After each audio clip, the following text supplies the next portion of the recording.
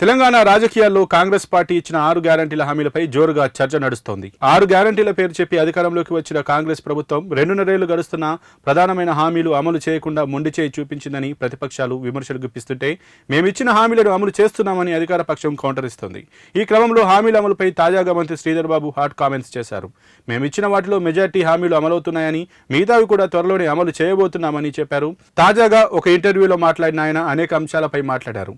కాంగ్రెస్ ఇచ్చిన హామీలపై స్పందిస్తూ, మేమిచ్చిన అన్ని హామీలు 100% అమలు చేయబోతున్నామని, తులం బంగారం హామీ కూడా అమలు చేస్తామని స్పష్టం చేశారు. ఈ 5 ఏళ్ల టర్ములోపే మేమిచ్చిన హామీలన్నీ అమలు చేశాకే మళ్లీ ప్రజల వద్దకు వెళ్తామన్నారు.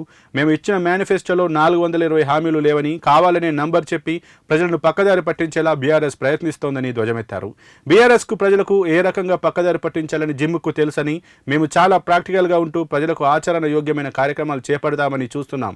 కొద్దిగా ఆలస్యమైన ప్రజలకు ఇచ్చిన హామీలు నెరవేర్చాలని చూస్తున్నామన్నారు. ముఖ్యమంత్రి ఒక కెప్టెన్ గా ముందుకు వెళ్తున్నారని, కేబినెట్ మంత్రులంతా సీఎంతో సమన్వయంతో పనిచేస్తున్నారని శ్రీధర్ బాబు క్లారిటీ ఇచ్చారు. ముఖ్యమంత్రికి మంత్రులకు మధ్య విభేదాలు ఉన్నాయని మీడియాలో వస్తున్న ప్రచారంలో ఎలాంటి వాస్తవం లేదన్నారు. పీసీసీ రేస్ లో శ్రీధర్ బాబు ఉన్నారు అని జరుగుతున్న ప్రచారంపై స్పందిస్తూ, బీసీ బిడ్డ మహేష్ కుమార్ గౌడ్ పార్టీని సమర్థవంతంగా నడిపిస్తున్నారని చెప్పారు. మేము అభివృద్ధి కార్యక్రమాలు చేస్తుంటే ప్రతిపక్షాలు కాళ్లలో కట్టెలు పెట్టే ప్రయత్నం చేస్తోందని, ఈ పద్ధతి మానుకోవాలన్నారు.